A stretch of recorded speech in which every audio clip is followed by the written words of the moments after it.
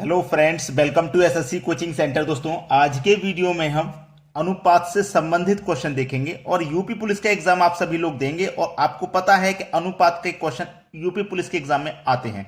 तो पूरा वीडियो देखिएगा। चलिए स्टार्ट करते हैं। पहला क्वेश्चन है, यदि ए अनुपात बी बराबर 2:5 तथा बी अनुपात सी बराबर 3:4 हो तो ए अनुपात सी का मान बताना है, क्या होगा। देखिएगा, यहां पे आप ए लिखेंगे, बी है बी लिखेंगे, सी भी है सी लिख लेंगे, डी नहीं है।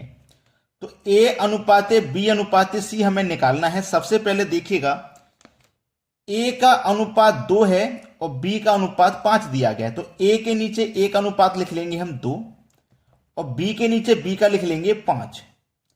हमें इसमें एक बात ध्यान रखनी है। अब देखो, बी का एक और अनुपात है 3, तो हमें बी के ही नीचे लिखना है 3। ठीक है, बी के ही नीचे लिखना है बी का दूसरा अनुपात। अब सी का अनुपात 4 है, तो जो सी का अनुपात है उसे यहां नहीं लिखना। ये जो दूसरी लाइन है, देखो ये पहली लाइन थी, अब ये दूसरी लाइन है, तो हमें दूसरी लाइन में लिखना है 4। ठीक है, सी का अनुपात दूसरी लाइन में। यहां तक समस्या रही है। अब इसे सरल कर लीजिए। जो जगह खाली है उसके बराबर वाली संख्या वहां पे लिख देते हैं। आप बोलेंगे सर बराबर में 2 भी है। ये वाला तरीका हमारा गलत होता है, ये वाला तरीका सही होता है लिखने का। तो बराबर में इस तरीके से लिखते हैं हम। ठीक है, इस तरीके से। अब ये खाली जगह इसके बराबर में 5 है, इस तरीके से तो मैं 5 लिख दूंगा। 2 त्रिक का 6, 5 त्रिक का 15 और 5 चौके 20। ये निकल के आ गया इनका अनुपात। हमें तो केवल ए और सी का बताना है। ए अनुपाते सी, तो देखो ए का कितना आया है 6 और सी का आया है 20। अगर ये कट के छोटा हो सकता है तो कटा देंगे। देखिए, 2 से कट जाएगा 3 बार में और 2 से कट जाएगा 10 बार में। तो ये अनुपात ए अनुपात सी कितना हो जाएगा 3:10। बी ऑप्शन हो जाएगा सवाल का सही आंसर। अब देखेंगे अगला प्रश्न। अगला प्रश्न है, दो संख्याएं एक तीसरी संख्या से 40% तथा 60% ज्यादा है। पहली संख्या, दूसरी संख्या और तीसरी संख्या। बोला क्या गया है, ध्यान से देखिएगा। दो संख्याएं एक तीसरी संख्या से 40 और 60% ज्यादा है। अगर तीसरी संख्या मेरी 100% है, अगर मेरी तीसरी संख्या 100% है यानी कि 100 है, तो पहली संख्या 40% ज्यादा है, तो 100 से 40% ज्यादा है तो 140 हो जाएगी। क्योंकि तीसरी संख्या से ही तो ज्यादा है, तो तीसरी से मैं 40% ज्यादा करूंगा तो 140 और 60% ज्यादा करूंगा तो 160 हो जाएंगी। अब बोला क्या है, पूछा क्या है, प्रथम संख्या का दूसरी संख्या से अनुपात। पहली और दूसरी संख्या का अनुपात बताना है। तो देखो, 0 से तो कट गया 0, 2 से कट जाएगा 7 बार में, 2 से कट जाएगा 8 बार में। पहली संख्या का दूसरी से अनुपात हो जाएगा 7:8। डी ऑप्शन सही जवाब। अब देखेंगे अगला सवाल। अगला प्रश्न है, ए अनुपात बी बराबर 3:4 और बी अनुपात सी बराबर 6:5 है। तो ए अनुपात इंटू ए प्लस सी का मान बताना है, क्या होगा। ए, बी और सी, ये हमारे पास 3 व्यक्ति हैं, ए बी सी। ए का मान 3 है, बी का मान 4 है। ठीक है, अब आगे देखोगे बी का एक और मान है 6, तो बी के ही नीचे लिखेंगे बी का मान। अब सी का मान 5 है तो सी के नीचे लिखेंगे, लेकिन दूसरी लाइन चालू हो गई है तो वहां लिखना है। ठीक है, जो जगह खाली है उसके बराबर वाली संख्या लिख दो, जो जगह खाली उसके बराबर वाली लिख दो। 6 3 18, 6 चौको 24 और 5 चौको 20। हमसे जो पूछा है उसका बता देंगे। ये तो हमने तीनों का निकाल लिया, ए बी सी का। हमसे क्या पूछा उसने, ए अनुपात ए प्लस सी का मान पूछा है। ए का मान कितना है 18, ए का मान 18 प्लस सी का मान कितना है 20 है। 18 और 20 को जोड़ूंगा तो 38। अब इनको कटा दो, किस संख्या से कटेगा भाई, 2 से कटेगा 9 बार में, 2 से कटेगा 19 बार में, तो 9:19 बिल्कुल सही जवाब है। 9:19, सी ऑप्शन बिल्कुल सही जवाब। अब देखते हैं अगला प्रश्न।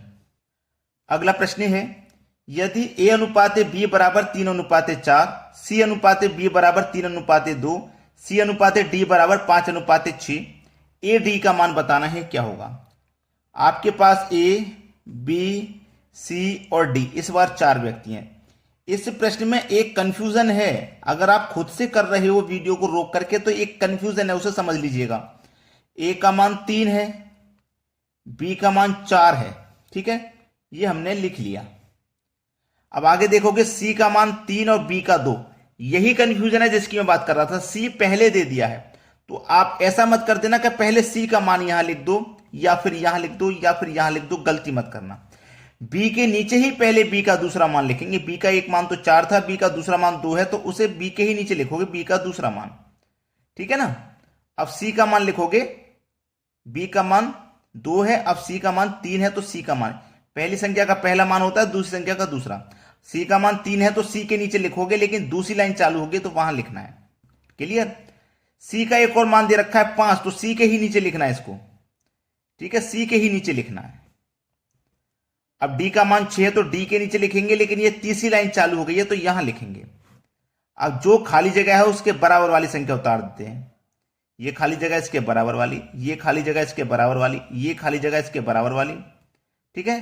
5 दूने का 10, 10 तिरिक का 30, 5 दूने का 10, 10 चौको 40, 5 तिरिक का 15, 15 चौको 60, 4 तिरिक का 12, 12 छिंग 72, ठीक है, 72 आ गया। हमें ए और डी का मान बताना है, ए और डी का हमको मान बताना है। ए का मान देखो कितना आया है 30 और डी का मान आया है 72।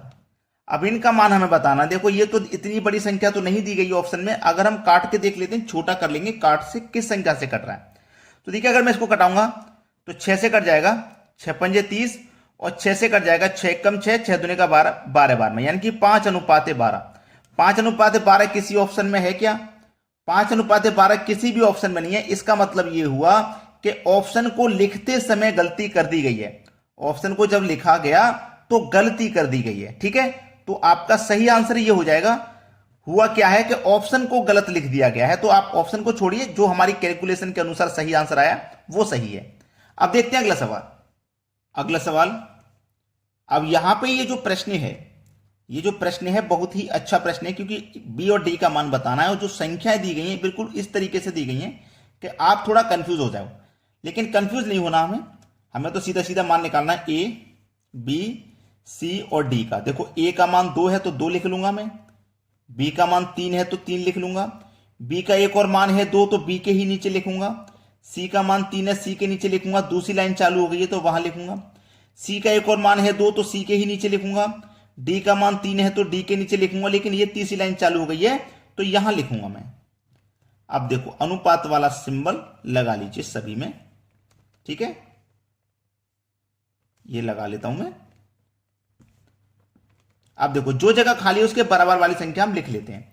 जैसे ये जगह खाली इसके बराबर वाली लिख लो, ये बराबर वाली लिख लो, ये बराबर वाली, ये बराबर वाली, ये बराबर वाली संख्या, और ये 2 दूने का 4, 4 दूने का 8, 2 दूने का 4, 4 त्रिक का 12, 2 त्रिक का 6, 6 त्रिक का 18, 3 तिया 9, 9 तिया 27। ये निकल के आ गया ए बी सी डी का मान। लेकिन हमें तो केवल बी और डी बताना है। बी का मान देखो कितना है 12 और डी का मान है 27। देखो किस संख्या से कट जाएंगे, ये 3 से कट जाएंगे।